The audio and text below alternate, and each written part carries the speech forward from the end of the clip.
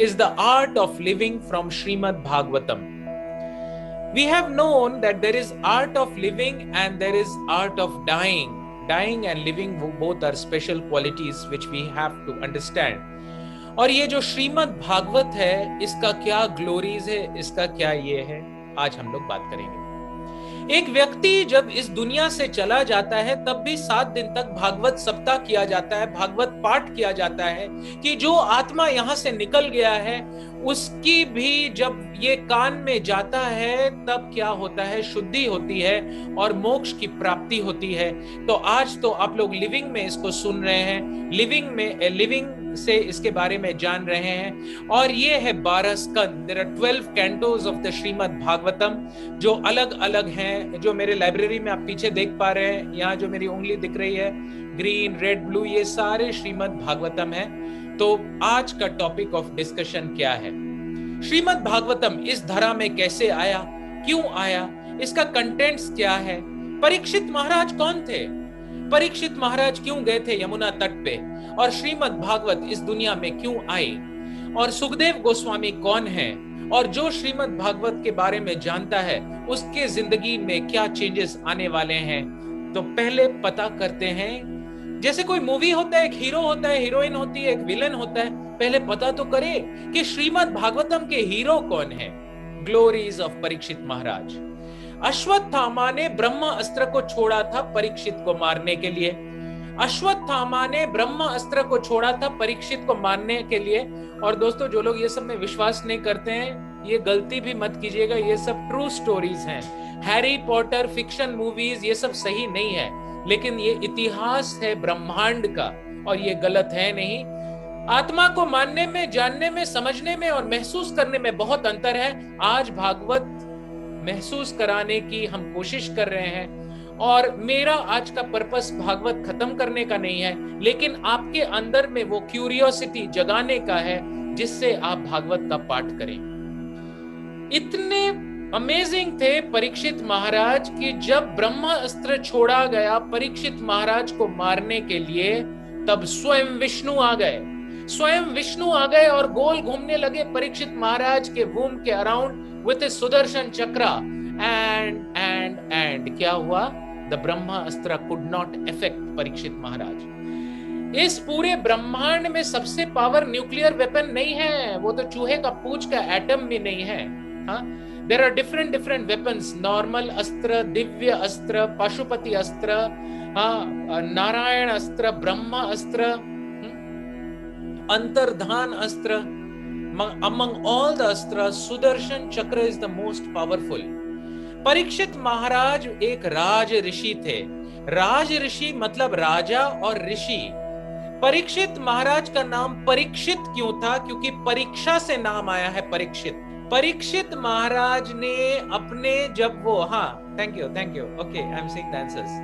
परीक्षित महाराज ने तो गर्भ के अंदर ही विष्णु के दर्शन कर लिए थे, लेकिन जब वो गर्भ से बाहर निकले तो वो हर व्यक्ति का परीक्षण लेते थे। क्या ये विष्णु है, क्या ये विष्णु है, ये विष्णु की तरह दिख रहा है, ये विष्णु। और इस दिव्य चेतना में वो परीक्षा लेते थे हर व्यक्ति का, इसीलिए उनका नाम पड़ा परीक्षित महाराज। Parikshit means an examiner. Having seen the Lord while in the womb, he always searched for that form wherever he met. Parikshit महाराज के गुरु कृपाचार्य थे, और वो पूरे Bharatvarsh was not only limited to India, उस पूरे के राजा थे। कोई भी उनके अंडर में दुखी नहीं था, हेल्पलेस नहीं था, और वो भगवान के शुद्ध भक्त थे और बहुत ही रिस्पॉन्सिबल राजा थे। अब सुनिए क्या हुआ। 5000 साल पहले जब महाभारत का युद्ध खत्म हुआ और कृष्ण इस दुनिया को छोड़ के चल गए, सतयुग, द्वापर, त्रेता और कलियुग, जब कृष्ण छोड़ के चले गए तब कलियुग आया इस युग में। एंड किंग परीक्षित, क्या हुआ उनके साथ, king Parikshit got to know the 4 legs of dharma. धर्म के 4 पैर हैं जो एक एक करके एक एक युग में टूटता है।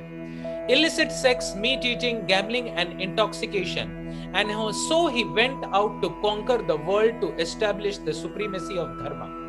अब देखिए, ये जो बुल है, ये धर्मा है, और ये जो गाय है ये भूमि माता है, right? These are the deity representations of the form.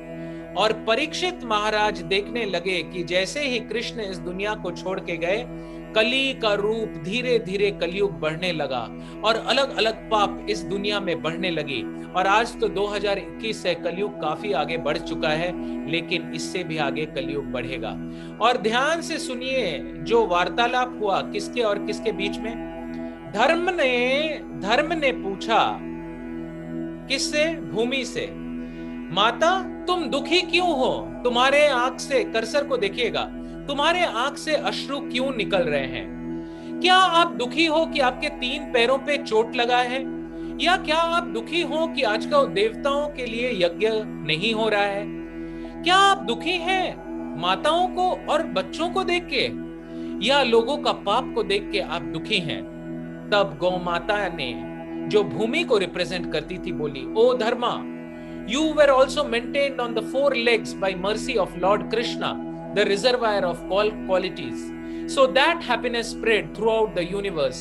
Lord Krishna has now concluded his performance of transcendental pastime upon the earth. और इसीलिए कृष्ण जाने के बाद कली का प्रभाव ज्यादा पड़ने लगा है। जैसे कोई घर में माँ है और वो माँ बहुत ही धार्मिक है, they are spiritual people.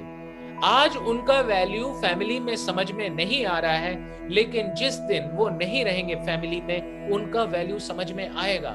वैसे ही जब कृष्ण इस धरा में थे तो कली पावर नहीं एग्जिबिट कर पा रहा था, लेकिन जब भगवान इस धरा में अपनी लीलाओं को पूर्ण करके अपने स्पिरिचुअल वर्ल्ड में चले गए, तब कली का प्रभाव बढ़ा। और कली का जब प्रभाव बढ़ा, क्या हुआ आप लोग ध्यान से सुनिए। कितने लोगों को समझ में आ रहा है? हाथ ऊपर कीजिए। और मैं बहुत हैप्पी हूं जो लोग वीडियो को ऑन रखे हैं, क्योंकि इसके साथ डीप कनेक्ट होगा और भागवत आपके अंदर पे डीप लेवल पे जाएगी। तब महाराज परीक्षित ने क्या किया? महाराज परीक्षित आए कहां? रिवर सरस्वती के तट पे।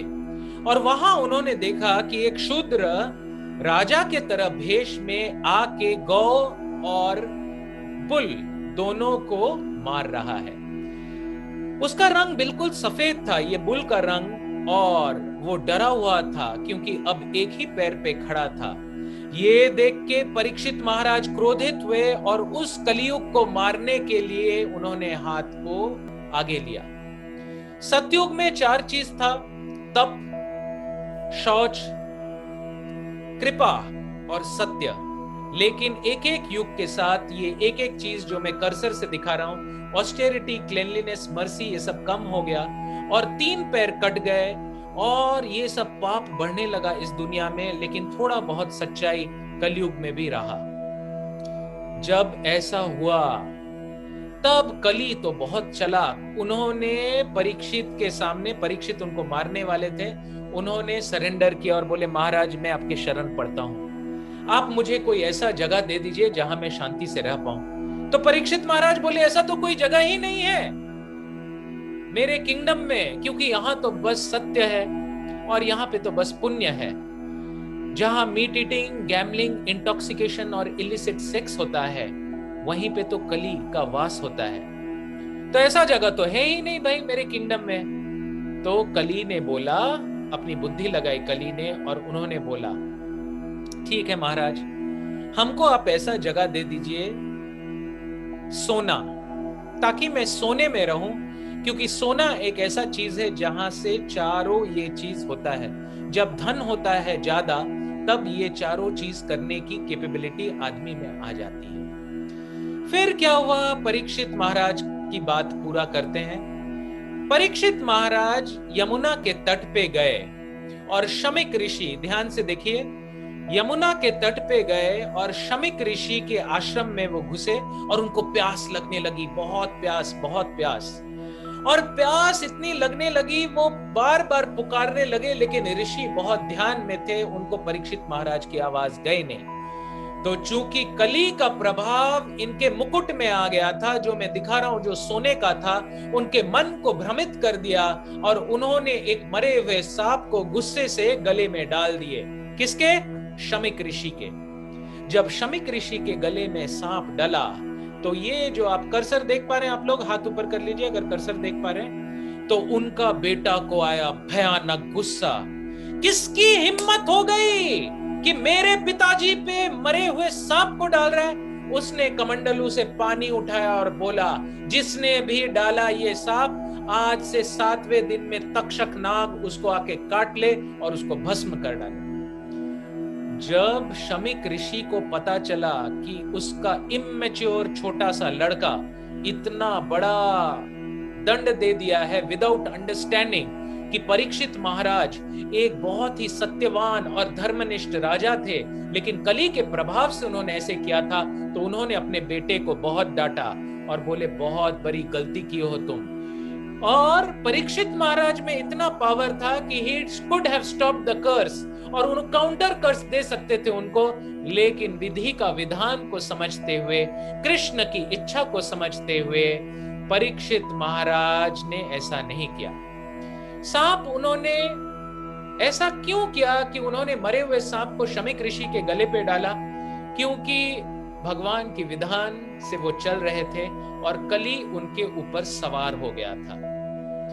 अब क्या हुआ, ध्यान से सुनिए। शमीक ऋषि ने श्रृंगी को डांट लगाया कि अरे मूर्ख पुत्र, ये तो राज ऋषि हैं, तू ये क्या बेवकूफी कर दिया कि इतने बड़े राजा जो धर्मात्मा हैं उनको तुमने बिन मतलब का कर्ज दे दिया। लेकिन परीक्षित महाराज ने जब ये सुना, वो अपनी माँ के पास गए, अभिमन्यु की वाइफ और उत्तरा को बोला।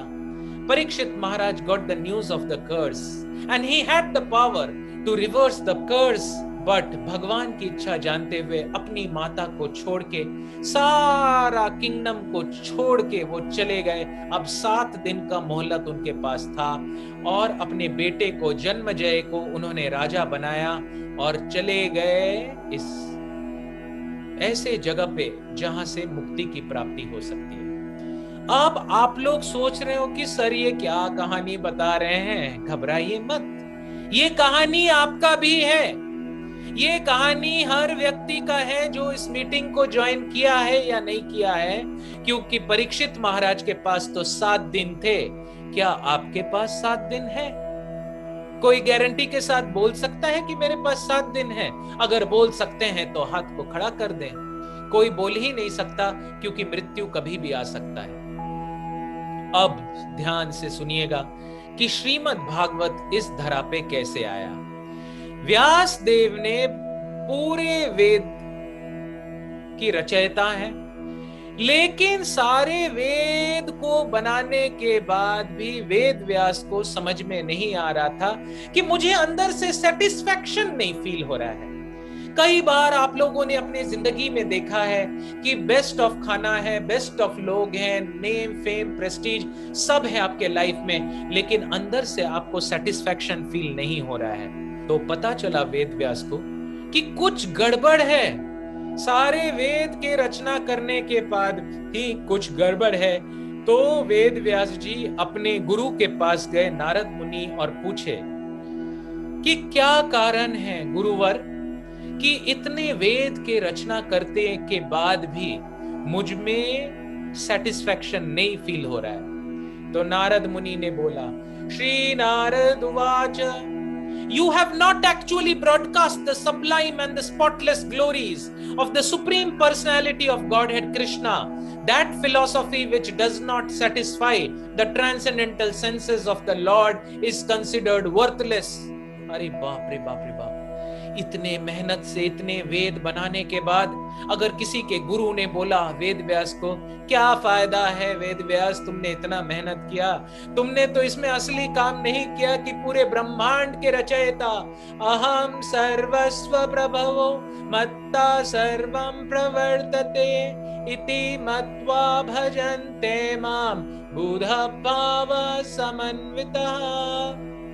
तब वेद व्यास को समझ में आया कि गड़बड़ हो गया है। अरे मैंने शरीर तो बना दिया, मन तो बना दिया, आत्मा ही नहीं डाला। मैंने तो भगवान के गुणगान ही नहीं डाले, इसीलिए मुझे सेटिस्फैक्शन नहीं हुआ। और गणेश जी के साथ बैठ के उन्होंने फाइनल कंपाइलेशन किया। भागवत को कौन सुन रहा था? आज के पोस्टर में आप लोग देखिएगा, भागवत को सुन रहे थे परीक्षित महाराज। और भागवत के बोलने वाले कौन थे? अरे बाप रे बाप रे बाप, भागवत बोलने के लिए तो लेवल भी चाहिए ना। कोई भी टॉम टिक एंड हैरी कोई भी तो भागवत नहीं बोल सकता ना। तो शुक कौन है? शुकदेव गोस्वामी, ये हरा तोता है। राधा रानी के शुक का ही नाम शुकदेव गोस्वामी है। Srila Shukdev Goswami was a parrot in the spiritual world. He descended into this planet to recite the Srimad Bhagavatam. आप लोगों ने हरा ये देखा है अमरूद? हरा अमरूद में जब तोता मुंह करता है तो अंदर का लालिमा और मिठास तोते अमरूद का बढ़ जाता है। उसी तरह जब शुकदेव गोस्वामी भागवत को बोलते हैं उसका मिठास बढ़ जाता है।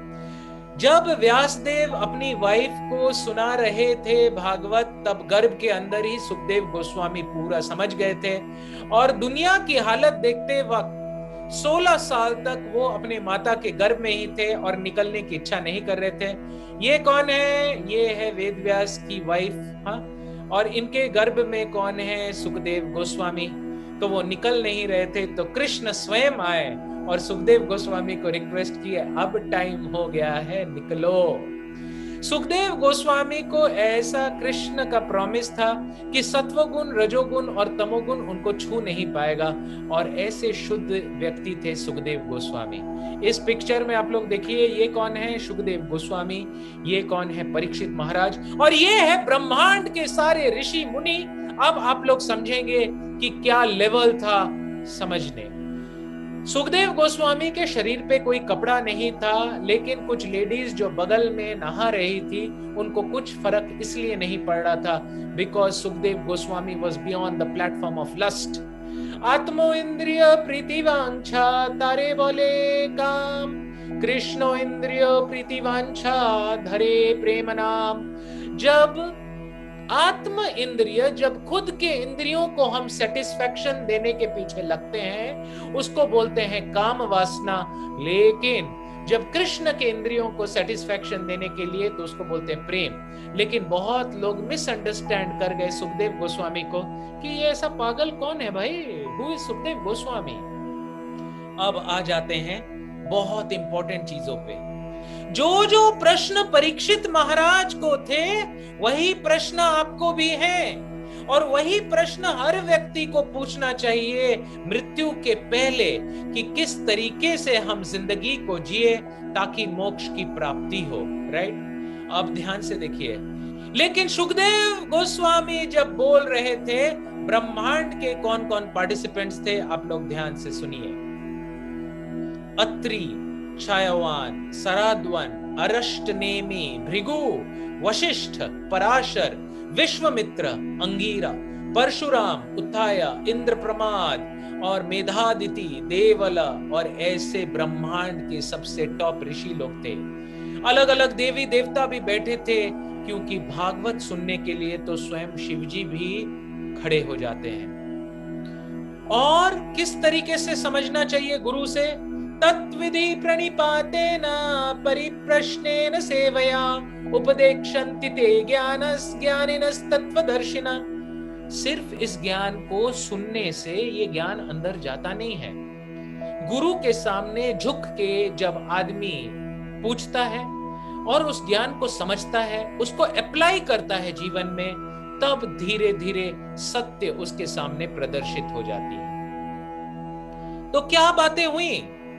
भागवतम के प्रथम स्कंद के 19वें चैप्टर के 37वें श्लोक में बोला गया है कि तुम तो ऋषियों के ऋषि हो, तुम तो भगवान के शुद्ध भक्त हो और राधा रानी के तोते हो। हाँ, तुमसे सुनने की जो हमें परम कृपा हुई है, आप सुखदेव गोस्वामी हमें बताएं कि किस तरीके से हमें जिंदगी को जीना चाहिए जिससे मृत्यु के पहले हमें टॉप मोस्ट डेस्टिनेशन मिले।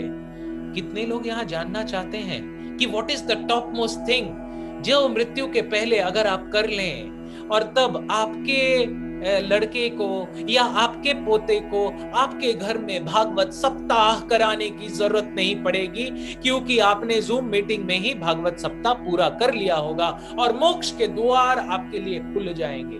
राइट? ध्यान से सुनिएगा, ये कोई नॉर्मल क्लास है ही नहीं, ये एक भागवत का ओवरव्यू है।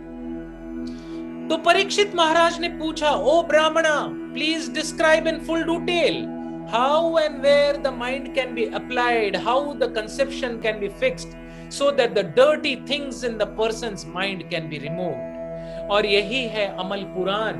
ऐसे इसके इतने सारे स्कंद है जिसका ओवरव्यू मैं दूंगा। मैं बार बार बोल रहा हूं कि आज का क्लास समाप्ति नहीं है, आज का क्लास बस ये है कि इस क्लास के बाद आप लोग गूगल से या कहीं से भी इसका फ्री पीडीएफ कॉपी डाउनलोड करें और पढ़ाई शुरू करें। राइट? भागवत में किस चीज के बारे में बताया गया है? कितने लोग इंटरेस्टेड है जानने के लिए कि अरे सर अंदर है क्या? इतना बोल रहे हैं कि हाँ बेटी की शादी है, लड़का ऐसा है वैसा है। अरे चेहरा तो दिखाओ, लड़का कैसा है? बस बोले जा रहे हो, बोले जा रहे हो। तो चलिए चेहरा दिखाते हैं। श्रीमद् भागवतम का पहला स्कंद बोला है क्रिएशन के बारे में, और फटाफट में कवर करूंगा, समय कम है, काम बहुत ज्यादा है। हाँ, तो आप लोग को बताते हैं। सबसे पहले ऋषियों ने क्या पूछा और उसके बाद सुखदेव गोस्वामी ने क्या बोला। कृष्ण के अलग अलग अवतारों के बारे में बताया गया है, और व्यास देव को जो सेटिस्फेक्शन नहीं मिल रहा था उसके बारे में, नारद मुनि के बारे में बताया गया है। उसके बाद अश्वत्थामा ने जो गलती किया था उनको कैसे पनिश किया गया वो बताया गया है। और फिर बताया गया है गंगा पुत्र भीष्म पितामह जो किस तरीके से इस दुनिया को छोड़े उनके बारे में। और फिर कृष्ण की कुछ लीलाएं बताई गई हैं। फिर जो धृतराष्ट्र लास्ट तक घर में बैठा हुआ था, हाँ, लेकिन उसको भी निकलना पड़ा घर से। फिर कृष्ण इस दुनिया को कैसे छोड़ के गए और कलयुग कैसे आया, ये सब कवर हुआ है भागवतम के पहले स्कंद में। भागवत के दूसरे स्कंद में क्या कवर हुआ है? भागवत के दूसरे स्कंद में कवर हुआ है क्या? भगवान को कैसे पाए, हृदय में बैठे भगवान को कैसे समझें, इस ब्रह्मांड की सृष्टि कैसे हुई है, ये पूरा ब्रह्मांड किस चर अचर जगत कैसे चलता है, और भागवतम में इसके आंसर्स दिए गए हैं। भागवत के तीसरे स्कंद के पार्ट 1 में बताया गया है विदुर के बारे में, मैत्रेय ऋषि के बारे में, वराह अवतार के बारे में, हिरण्याक्ष के बारे में, मैत्रेय मुनि मनु के बारे में, कर्दम मुनि और देवहूति के बारे में, कपिल मुनि के बारे में। आज भी कपिल मुनि का आश्रम है, कोई बता सकता है कहाँ है? कम से कम भारत के शास्त्रों का कुछ नॉलेज लोगों ने रखा है। गंगा सागर मेला में बहुत बड़ी मेला लगती है और वहां आज भी कपिल मुनि का आश्रम है।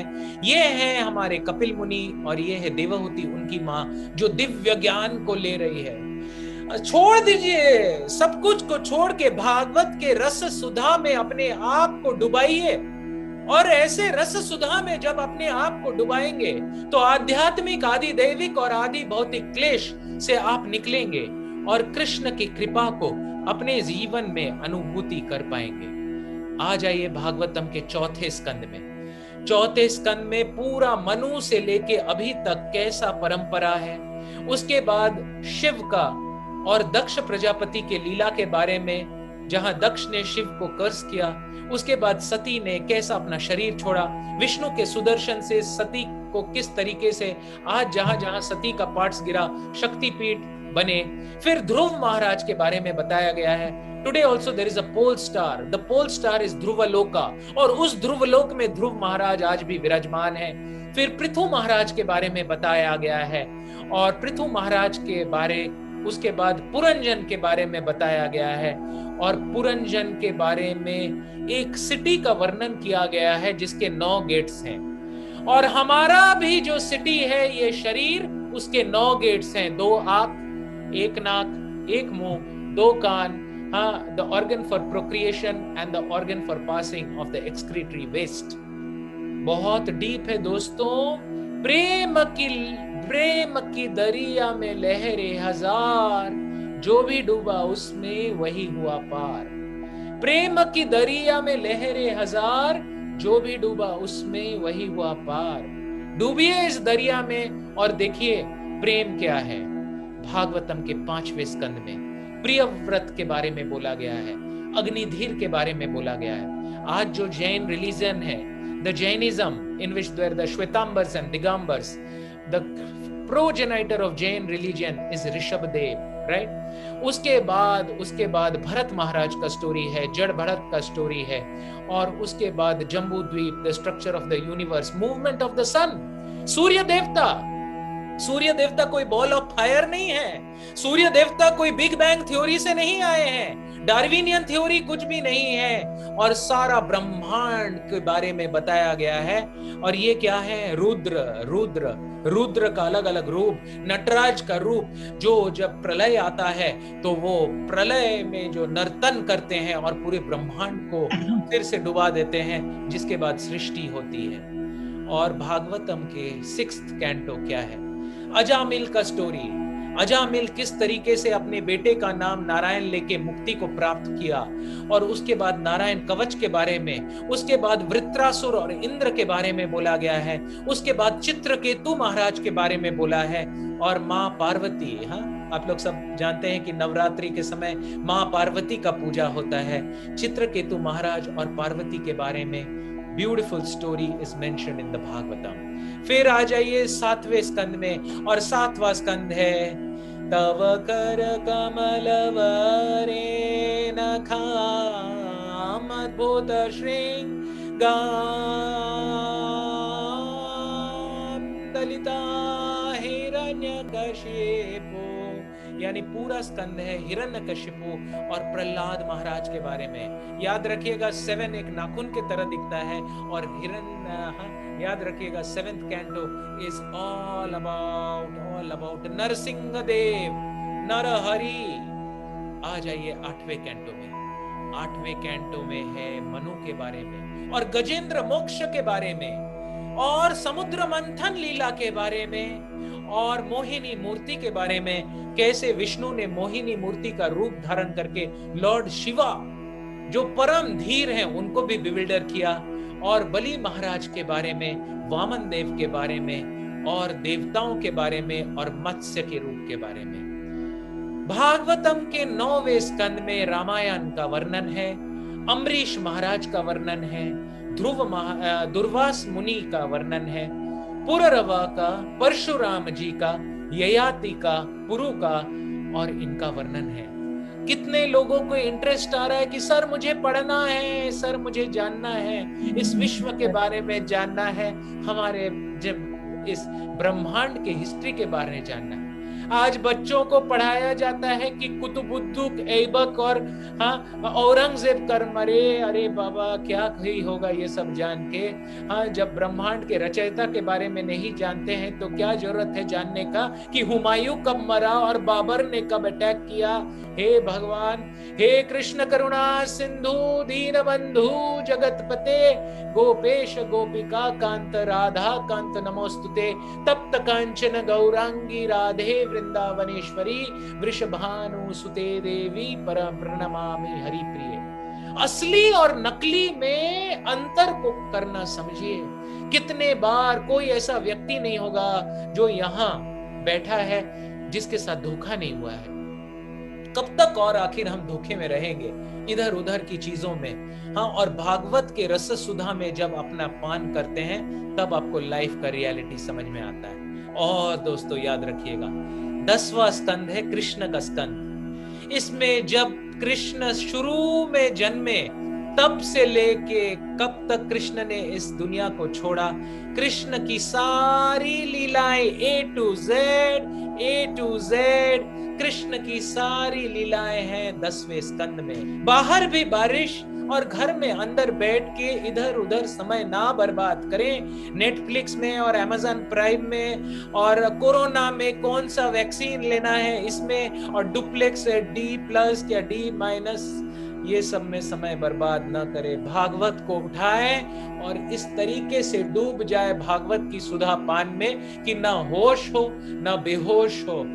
और कृष्ण गीता में बोलते हैं ब्रह्म भूत प्रसन्नात्मा न शोचते न कांक्षति। एक परम चेतना में आप जिएंगे। And I give you this promise, anyone who reads Bhagavatam daily, नष्ट प्रायेषु अभद्रेषु नित्यम भागवत सेवया। और आ जाइए सेकंड लास्ट कैंटो 11th स्कंद में। किस तरीके से यदुवंश का नाश हुआ, किस तरीके से द्वारकापुरी समुद्र के अंदर समा गई, आज भी समुद्र के अंदर द्वारकापुरी के अंश हैं, किस तरीके से कृष्ण और उद्धव में बातचीत हुई, किस तरीके से ये प्रोस्टिट्यूट थी, ये जो पिंगला है, she was a prostitute, every night she would wait for the customers, और एक दिन उसके अंदर में ऐसा डिटैचमेंट आया इस दुनिया से कि वो शुद्ध भक्त बन गई। तो पिंगला की स्टोरी को आप लोग जरूर सुने। उसके बाद हमसफतार, उद्धव की कहानी, और जैसे जैसे भागवत आगे बढ़ता है, लेवल आगे बढ़ता है, इतना लेवल आगे बढ़ता है कि मैं इसको बोल के नहीं समझा सकता हूँ। सांख्य फिलोसॉफी, अहिला गीता, उसके बाद ज्ञान योग, भक्ति गौर और 12वां स्कंद, ये अपने बहुत काम का स्कंद है, क्योंकि इसमें बताया गया है कि कलयुग में क्या लक्षण है, कलयुग के क्या लक्षण है, भूमि गीत क्या है, सिम्टम्स ऑफ कलयुग। अगर आप जानना चाहते हैं तो भागवत के 12वें स्कंद के दूसरे चैप्टर को ध्यान से पढ़िए, सारा सच सामने उभर के निकल आएगा। अब आप लोग को बता दें कि जो नित्य रूप से भागवत पढ़ता है उसके साथ क्या होता है। कितने लोग हैं इंटरेस्टेड जानने के लिए कि सर अगर हम डेली थोड़ा 5 मिनट भी पढ़ेंगे तो मेरे जिंदगी में क्या क्या बदलाव आएगा? सुनना चाहेंगे तो सुनिए, ध्यान से सुनिएगा। Currently, whole Bhagavatam is translated into 56 languages all around the world. 18,000 verses, over 20,000 pages. अगर आप 10 पेज भी हर दिन पढ़े, 5 साल में आप इसको खत्म कर सकते हैं। भागवत को अमल पुराण बोला जाता है क्योंकि सब पुराणों में ये टॉप मोस्ट है, क्योंकि यहाँ किसी देवता के बारे में डिस्कशन नहीं है, बट भगवान के बारे में डिस्कशन है, और सब पुराणों में इसको परम दर्जा दिया जाता है। और भागवतम को पढ़ने वाले के साथ क्या होता है? Anyone who seriously tries to understand Srimad Bhagavatam, who properly hears and chant, becomes liberated. आज भी आप लोग देखे होंगे कि कोई मरने के बाद श्राद्ध होता है, और श्राद्ध में भागवत सप्ताह होता है। कितने लोगों ने देखा है? हाथ ऊपर कीजिए। और भागवत सप्ताह में भागवत के बारे में बताया जाता है। अरे क्यों रुके हुए हैं तब तक? आज ही भागवत सप्ताह कर लीजिए ना। हाँ, भागवत को संभाल लीजिए, आपका भगवत धाम का टिकट में स्टैंप लग जाएगा और विष्णु दूत आके आपको लेके जाएंगे। प्रभुपाद जी जब इस दुनिया को छोड़ रहे थे, प्रभुपाद जी जो इस्कॉन के फाउंडर आचार्य हैं, जब इस दुनिया को छोड़ रहे थे, जाते जाते भी वो भागवत को ट्रांसलेट कर रहे थे भक्तों के साथ डिक्टाफोन में। इससे आप लोग समझिए कि कितना बड़ा दर्जा दिया है उन्होंने श्रीमद् भागवतम को पढ़ने में। नॉर्मली मृत्यु के समय व्यक्ति का कोई होश नहीं रहता है, लेकिन दिव्य चेतना में परम धाम जाते वक्त प्रभुपाद जी भागवत को ट्रांसलेट करते हुए गए, और उनकी चेतना was absolutely very clear.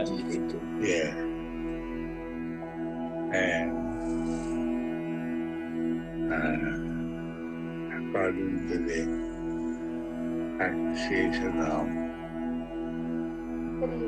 nature, creates a body. Prabhupada ji ने इस भागवतम का ट्रांसलेशन पूरे विश्व तक पहुंचाया, और भागवतम के 4th कैंटो के 22 चैप्टर के 47th वर्स में, how can such persons who have rendered unlimited service by explaining the path of self-realization in relation to the Supreme Personality of Godhead Krishna, whose explanations are given for the enlightenment and complete conviction, ऐसे व्यक्ति को हम क्या ही धन्यवाद दे सकते हैं जो भागवत को हम लोगों के घर तक पहुंचा दिए और इस कृपा को हम लोग तक बांटे। तो इसके साथ मैं आज के क्लास को समाप्त करूंगा।